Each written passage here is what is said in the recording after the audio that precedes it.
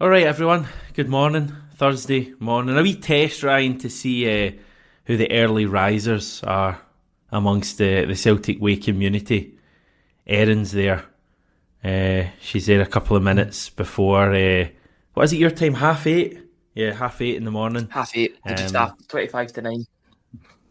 It's an alright time, isn't it? But the chat's quite quiet, so obviously people are a wonderful fan base, like a wee lion, generally. Are people with us? Let us know if you're there and you're chatting and all of that kind of stuff. A lot of people might be watching afterwards anyway, Ryan. How's it going today? Things are good, yeah. Very, very busy day yesterday, recording a couple of things, but just it's more anticipation today, to be honest, because it's the Champions League draw, really, really exciting. The end of the transfer window, the small matter of a Glasgow derby as well at the end of the week, which, strangely enough, I was doing a preview of that last night and yesterday morning, and I felt like it wasn't even close. I didn't even think that the derby was that close away, and then all of a sudden it's 3 days away. It's kind of crept up on us. Once the transfer window shuts at 11 o'clock on Friday, I think all focus will then shift to the Glasgow derby at the weekend. It's going to be crazy. It's going to go from 0 to 100 really, really quickly, in my opinion. But really busy week, big momentous week for Celtic. Here's hoping that they can get the business done. And yeah, then they can focus on Sunday's events. We've only got less than 2 days now, Ryan. What, about 30, probably about 38, 39 hours, 40 hours, something like that, rough maths, left of the transfer window. So there's really not long left, and we still need 3 players. Where are we with various players coming in? The update yesterday was that Mateusz Bogusz isn't happening. Is that right? Yeah, it's a bit of a strange one, because I thought that Celtic were in for Mateusz Bogusz and Arne Engels, but it seems as if they've just stopped the negotiations there, as if we're going to push all in for Engels and maybe somebody else. A couple of hours later, after hearing about that development, the Alvyn Sanches name came back up, which would make you think that he's potentially second choice, second option. That isn't a problem. Matt O'Reilly was second choice back in 2022 when it was Riley McGree. He agreed to go to Middlesbrough, or he agreed to move elsewhere, and then Matt O'Reilly was brought in, and that's worked out pretty well, I would say, for Celtic. So, yeah, I would have liked to have seen Bogusz. I think I was more excited to see Bogusz because of his versatility as well. He can play anywhere in the forward line as well as attacking midfield. It seems as if Alvyn Sanches is more of a number 10 or a number 8 in the midfield. That's his role. He's like a sort of lanky footballer, taller midfielder. Nothing wrong with being lanky. Nothing wrong with being lanky. No, trust me, I'm jealous. I speak from experience. Yeah, but by all accounts, he does look like a good player. Tony was talking to Ramon Vega about him a couple of weeks ago, and he said everybody in Switzerland is talking about this player, so definitely an exciting one. I read a report last night that was saying that it would be a potential loan with an option to buy, which again confused me a wee bit, because Celtic were going to be spending 7-8 million on Bogusz plus the money that they had on Engels. So why would they suddenly make it a loan? That's a bit perplexing to me. But I just hope that they get that situation sorted. Rodgers wants 2 midfielders, so give the manager what he wants, basically.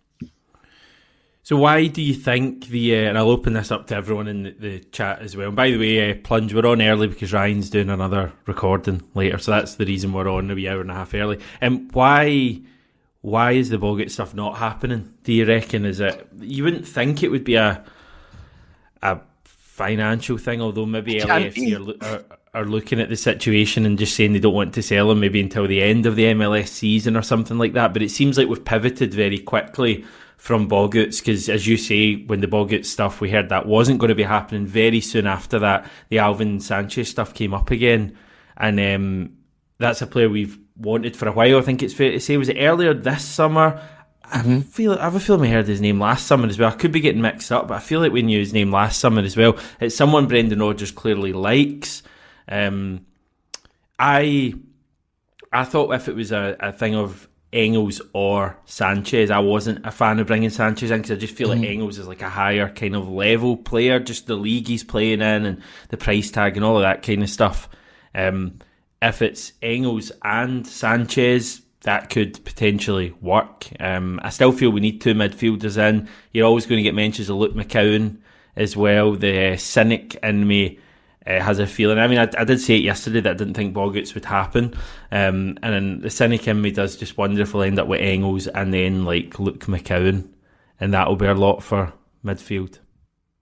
Yeah, I was actually thinking about Luke McCowan last night because I've been speaking about him quite a lot over the past few days. He's a player that hasn't moved from Dundee to wherever yet. It's a bit of a surprising one. I thought there was a lot of interest in the player from both Bolton and Hibs. I think regardless of what happens, he will be moving on in this window, whether that is to Hibs down south or indeed to Celtic. But I just don't know how many games he would get at Celtic, to be honest, with how busy the midfield is, as it is before even signing Engels. Now, Engels will come into this team. We're all presuming that negotiation will be finalised in the next day or so. It has to be done in the next day or so, one way or the other. But you'd think that would be completed and he would make his move to Celtic. You aren't buying a player for 10, 11 million and expecting them to sit on the bench. I'd be saying, if not starting at the weekend, then the first game back after the international break, he's going to be playing every game from now on, whether that's in the number 6, 8 or 10 position. I think he'll be one of the constants in the team from now until the end of the season once he signs. Record signings don't come to sit on the bench. I know Adam Ida's a bit of a different situation with Kyogo, and he being one of the bigger signings for Celtic, but that position, horses for courses, etc. Just with that position, the midfield area, you've got Hatate, you've got McGregor there. You'd think that'd be the midfield three if it was McGregor, Hatate and Engels, wherever he was playing. We've also got Bernardo, you've also got Odin Thiago Holm, you've also got Francis Turley. Then you add in Luke McCowan. Would he be getting games for Celtic? Would he be coming off the bench for Celtic in games? Iwata, there has been talk, it's just talk at the moment, but there has been sort of murmurings that he might be leaving the club for pastures new for a couple of million, which probably in search of more game time, because he is in his prime and he's not getting any games whatsoever. Didn't even make the bench for the game against St Mirren, so his future may lie elsewhere, which is a shame, because I know that me and you both do like Iwata and what he brings to the club, both on and off the park, you would say. But yeah, I just think the midfield area, put in some quality there. Sanches looks like a decent enough prospect in Switzerland. He seems to be a very highly regarded talent. That's a player that maybe Brendan Rodgers can nurture. I was watching some of his clips. He does remind me a bit of O'Reilly, the way that he plays. That taller midfielder that likes a goal or two. So that would be good. And maybe Engels would play further back, and then you've got that dynamic of being able to replace O'Reilly. But I just don't see where Luke McCowan unfortunately fits in this team if he was to come, apart from being a homegrown player for the Champions League criteria. Do you know? I think not every. I mean, I agree with you. He's not going to come in, and I wouldn't think if we did sign McCowan, he wouldn't come in and be like a starter in the Champions League or anything like that. But do you not think there's a value in like a squad player there? I mean, the obvious one when we're talking about Luke McCowan, I think is someone like Johnny Hayes. And listen, Johnny Hayes wasn't a spectacular Celtic player. I'm not going to tell people he was, but Johnny Hayes did a job for us for a number of years. I know McCowan's a different kind of player, but there may be some sort of merit in that signing if it does happen. Personally, I would much rather we're looking at Engels and someone like Alvyn Sanches. But I think for me, the priority is we get Engels in. That deal has to be done. I think reports yesterday we've offered £10 million. That must be the most Celtic have ever offered for a player in our history. So we're starting to kind of spend money, and I think we're going to spend money over the next 2 days, but we really don't have long. Engels needs to be done. There's also reports, I think, Blake, they're talking about us turning down 10 million for Reo Hatate as well, an unnamed French club apparently went in for Hatate, just like there was an unnamed Russian club earlier in the summer that turned out to be Zenit St. Petersburg. So I mean 10 million is pretty insulting for Hatate, to be honest, and I don't think we could sell him even for double that at the moment, given his importance to the team, given we've just lost Matt O'Reilly. He's not for sale, Hatate. But the cynic in you, and I know a few people have brought it up already, is that you fail to get Bogut's in, and then suddenly a report comes out about his rebuffing a bid for Hatate. Oh, like a new signing and all that kind of stuff. Yeah, and you don't want to be as cynical as that, but you know that this is the way that the board can act sometimes in terms of putting out a story, putting the feelers out, and sort of deflecting from the fact that they're not doing their own business, the fact that they've rejected other teams, even if now I'm hoping and praying, to be honest, that that was the case, and they're not just making up reports to make it look as if Celtic are being busy in the final days. The one thing that is definitely clear is that Hatate is not for sale at any price. A team could offer, but it would have to take a catastrophically big bid for Celtic to lose Hatate in this window. I think he's so important to the way that Celtic are playing so far this season. You've seen that against St Mirren, how important he is, and not just his own individual ability, but the way he's bringing other players into the game as well. He's allowing Cal McGregor to go further forward. He's bringing Bernardo into the game, and he's doing the defensive work too. 10 million is an insulting offer, as you said. I don't even think Celtic would part with double that for Hatate at this moment in time. I think he's going to be so important, starting on Sunday. Such an important player, especially in the Champions League as well, with that press-resistant style that he's got. He's so important when breaking the lines in midfield, especially on the counter-attack when Celtic are under the cosh a bit. I just think that we're on the cusp of something really special with Hatate this season. If he can maintain his consistency both in performances and injury trouble, or lack of injury trouble, then I think he's going to have a great season, supported by the likes of Engels, McGregor and Bernardo in that midfield. I'm not worried about us losing any players, I don't think, between now and the deadline. Kyogo would be the only one, but it doesn't seem like that's going to come to anything from Man City. That could change, but I would kind of hope, regardless of the offer at this stage, we're past the point where we could lose one of our key players, because there's simply not enough time to replace them. So it should all be all about bringing players in. It shouldn't be getting to this stage of the window. Brendan Rodgers isn't happy about that, but that's where we're at. So where you wouldn't think we're going to announce any players today officially, because these things take a wee while. I know Alex Valle is meeting the media later today, so people can look out for what he has to say. But these signings are going to be made on deadline day. Tomorrow's going to be a mad day, because we're going to be hearing loads of different reports about probably 3 or 4 players. We've got Engels in there, Alvyn Sanches, we've got Austin Trusty. You could throw in a new name in there, someone like Luke McCowan potentially last minute. So tomorrow's going to be a frantic day. And the club still have three big players they need to get in for me, and they can't fall short of that. If we do fall short of that, it's really not going to reflect well on them, and we're simply not giving Brendan Rodgers everything he needs to go into the Champions League. The club have to deliver 3 quality players, and they've only got 30-40 hours to do it. You're hoping that these deals are pretty far down the line. I was talking earlier this week on Monday. I made the sort of benchmark that 4 signings would be absolutely ideal. I just seen that something else came up on my phone there about transfers, so I will bring that up in a wee second. 4 big major transfer signings this week would really strengthen the squad. Right now they've got 1. They've still got time. They've still got a day and a bit. But I feel like we've been saying they've got time all transfer window now. Now really time is of the essence. Engels looks pretty far down the line. If Celtic are offering 10, 11 million, then they're pretty serious about a player, because I don't think they've offered that in their history before in terms of actual number. They've hit a new stratosphere when it comes to offering money for a player. It might even go as far to 12 million, which would be the all-time Scottish record for a player, which is Tore Andre Flo for Rangers back in 2000. It's very, very possible that he could reach that figure. And I think that'd be a real statement of intent if Celtic were to offer that and get the deal done, and say, right, we've got money, we are financially well off, and we're going to sign this player because he is vital to what we have to do in the coming years. Once this deal is announced, then I can properly get excited about Arne Engels, but right now, you just get that wee sinking feeling in the back of your head. It's like, why has this not been completed yet? Why is it taking so long? Why is the Augsburg manager saying that he'll be available at the weekend, even though I know that Brendan Rodgers said the same thing about Matt O'Reilly? Just the way these things work and transpire.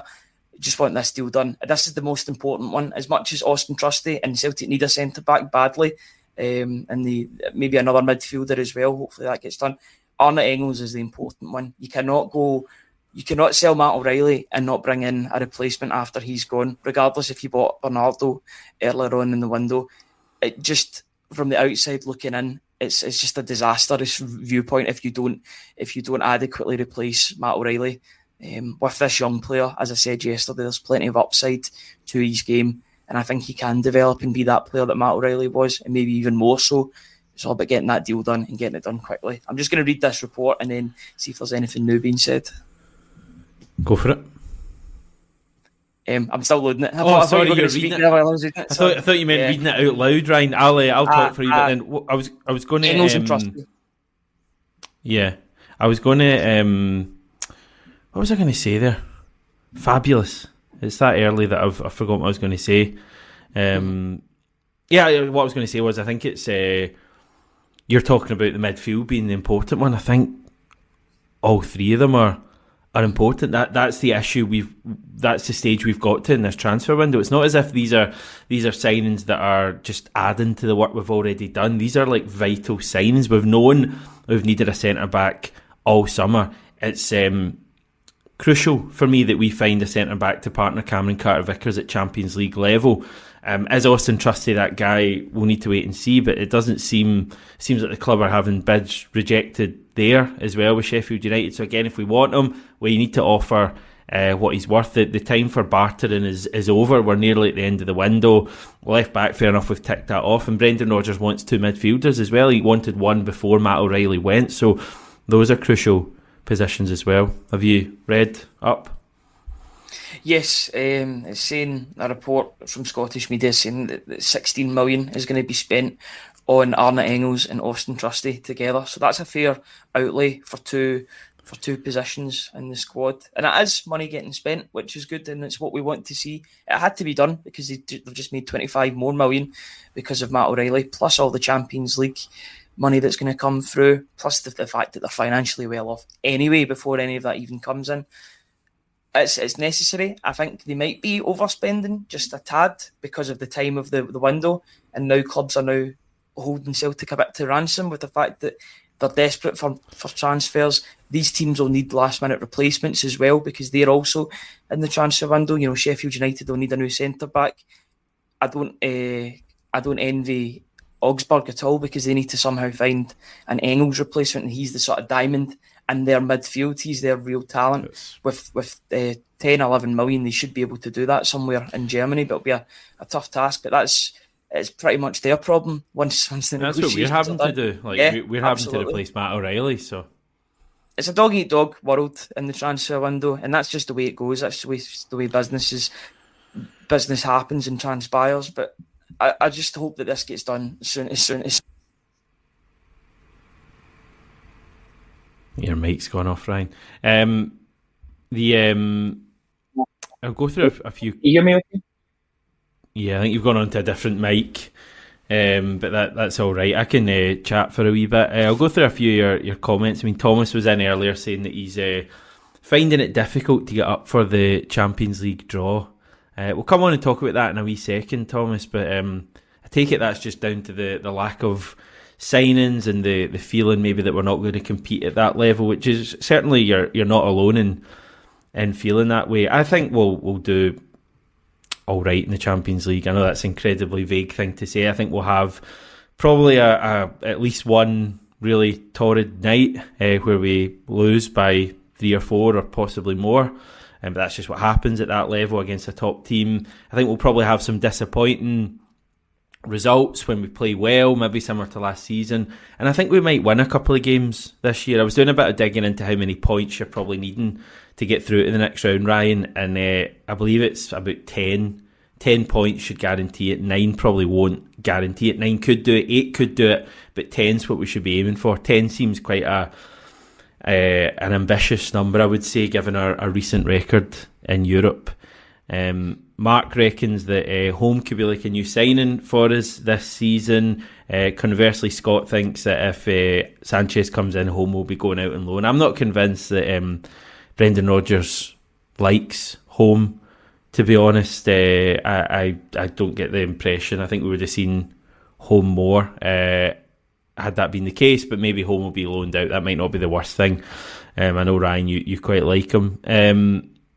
Yeah, Big Dom wondering why we left our dealings to the last minute and weakened our negotiation position. Yeah, I think that's what the manager was alluding to on Sunday after the game when he said, what was the phrase he said, Ryan? We can't manufacture our own stress or something. Stress.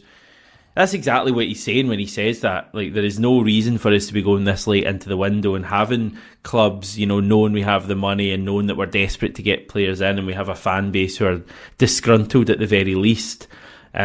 Just do your business earlier. I really hope this is the final window when we're doing this.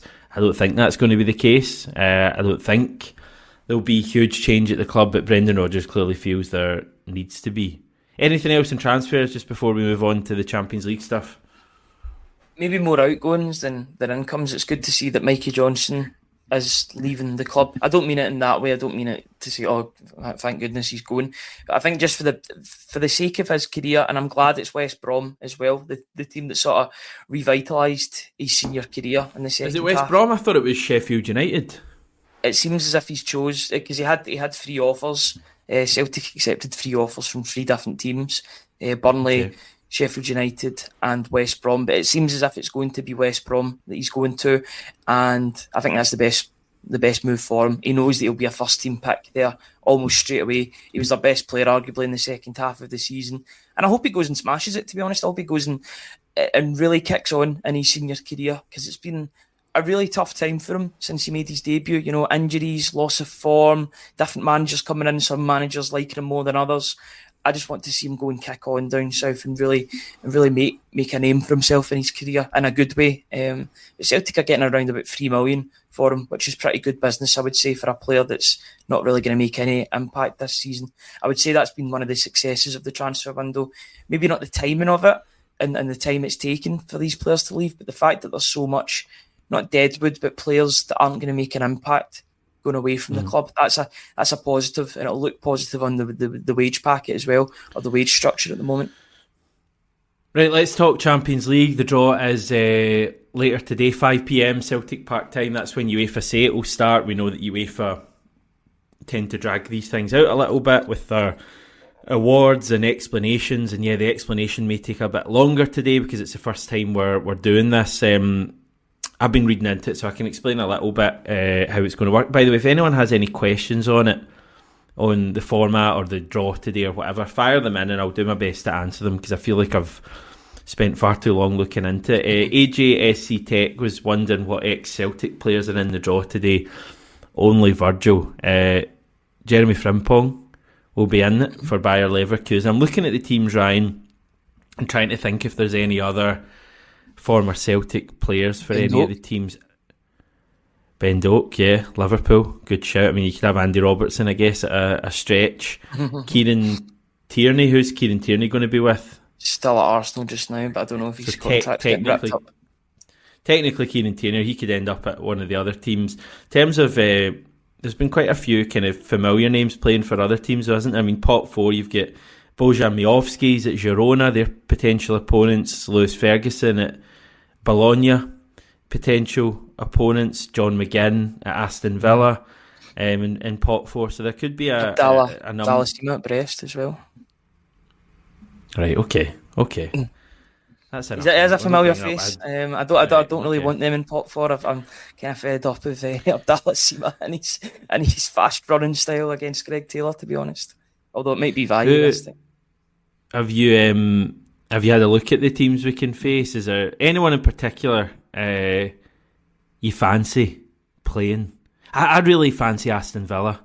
I want an English team. We've not played an English team in ages. I think we rise to it. I think Brendan Rodgers rises to it. And I think, quite simply, Aston Villa would give us the best chance. I don't fancy Man City, even though we scudded them in pre-season.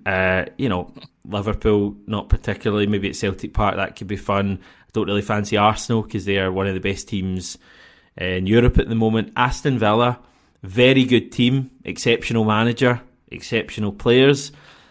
But I would fancy a Battle of Britain, let's just say, against Aston Villa, and I'd kind of fancy Celtic to Give them a really good game, especially at Celtic Park. I think that would be a winnable match. I guess when I'm saying that, though, they do come from pot 4, and you do have some maybe teams, maybe kind of less formidable teams in pot 4. Tough matches. Every match is going to be tough, but you're looking at teams like Slovan Bratislava, who qualified last night, and Sturm Graz, and Stade Brestois, Sparta Prague, and even maybe Girona, and you're thinking potentially, one of them at Celtic Park would be good. Who have you got in your mind?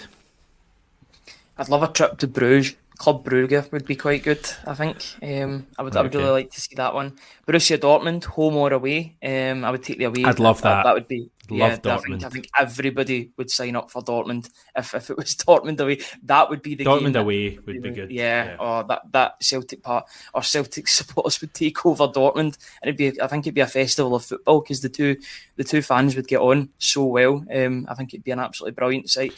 Shakhtar Donetsk, a lot of people would be a good one as well. Yeah, a lot of people saying Benfica and Sporting Lisbon. A lot of people fancying a trip to Lisbon. And I think that the Estadio Nacional is soon closing down, isn't it? So a lot of people saying Lisbon could be a fun one if we manage that. Yeah, just as I was saying there, Shakhtar Donetsk, they're playing in Gelsenkirchen as well. So that'd be another good Germany trip.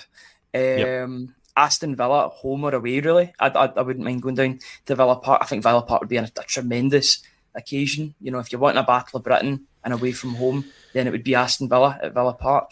Even just talking about it gets you excited. This is the point where you can speculate while you wait for the draw to actually happen. Once it's there, you know what's happening, and you know the way the schedule's going to be. A mixture of the two, a mixture of glamour ties and winnable games would be great for me. The more winnable games, the better. But I don't think you can get an easy draw in these, because I think the way it'll work itself out, if you maybe get a favourable draw in pot 1 or pot 2, then you'd maybe find one of the harder ones in pot 3. Pot 4 coefficient's a crazy thing. The fact that Celtic are a pot 3 team is quite crazy as well. It shows that the expansion of the Champions League, because there's teams that have maybe tasting this for maybe only the first or second time in their history, which is great to see. The likes of Girona. I'd like someone out of the box as well, just like a Sturm Graz or something, to go on a different trip. We've been, I've not personally been to Barcelona and Milan and that, but Celtic have, and it'd be good to get different names and new sort of memories to talk about against different teams. So yeah, it's a really exciting moment, but regardless of who they get, there'll be 4 really exciting away trips to happen and 4 massive nights at Celtic Park.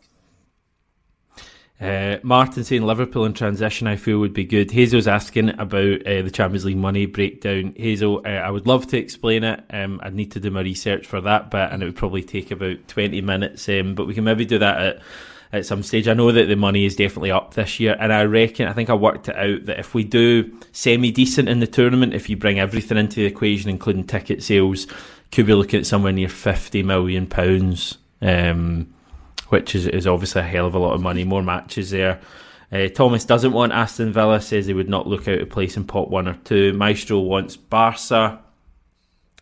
Not had Barca in a few years, have we? 2017?